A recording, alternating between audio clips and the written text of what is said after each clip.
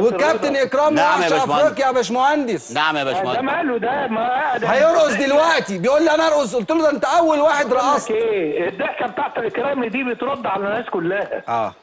الله، هو مش محتاج يتكلم والله، وشه كده منور و يعني الضحكه اتساع الضحكه، هو نفسه يبقى بقه ده من ودن للودن. والله ده عاشق النادي الاهلي والله يا باشمهندس. حبيبي يا عدلي، حبيبي طبعا حبيبي يا باشمهندس، حبيبي. انا مبسوط جدا جدا بهذه المداخله، وخاصه في وجود الكابتن رضا، وحضرتك وضحت حاجات كتير، وادي المسؤولين في النادي الاهلي وادي كلامهم مع الكابتن رضا. ارجوكوا بقى يعني نهدى شويه بقى، وادي الكابتن رضا بيكلم المهندس عدلي ازاي، والمهندس عدلي بيكلم كابتن رضا ازاي. الراجل ده لعب في الاهلي، الراجل ده جاب بطولات. يا مهيب اتفضل. مفيش كره في الرياضه، والكره بياكل صاحبه. صح، خلي بالك، صح. اتعس واحد في الدنيا ده الانسان اللي بيغل. واخد بالك؟ وما اكترهم. هقولها المره دي، وانا مش عايز اتكلمها. انا كان صعبان عليا جدا الولد اللي كان عمال يتنطط بالفانيلا ويقول انا جاي من المانيا، ويروح للنادي الاهلي بشكل استفزازي في ملعبه، وكانت احلى رد له الضحكه بتاعت الكابتن سيد عبد الحفيظ. بس دي حالات فرديه يا باشمهندس. لا ما انا بقى لما توصل الامور بشخص ما الى هذا يصعب عليا، ما بزعلش منه. انا ده اللي عايز اقوله لك، الرياضه ما فيهاش كره، الرياضه ما فيهاش كره.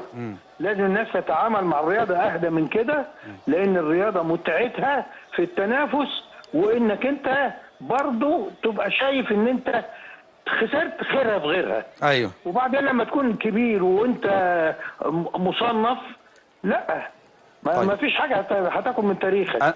فمبروك للاهلي النهارده. تمام. وهي بطوله من رحم المعاناه ولكنها مستحقه.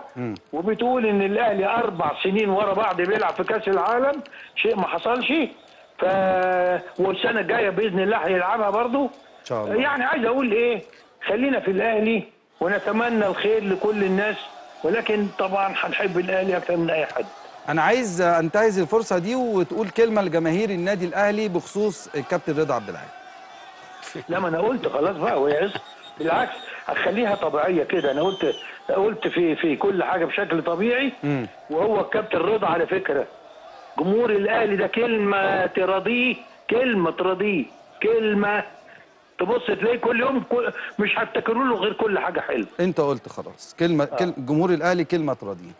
مبروك يا باشمهندس وبالتوفيق، ومبروك لجمهور الاهلي اللي هو الهدف من كل مجهود بيبذل في كره القدم خصوصا من جانب النادي الاهلي.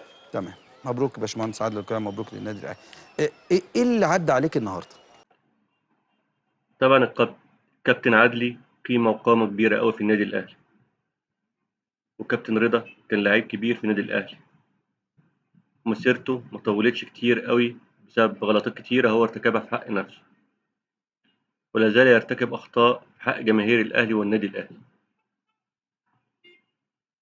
وعليه ان يراجع نفسه في موقفه من الاهلي وجماهير النادي الاهلي، مش سعيا وراء الترند وراء الظهور امام الشاشات، انه يعادي النادي الاهلي وجمهور النادي الاهلي.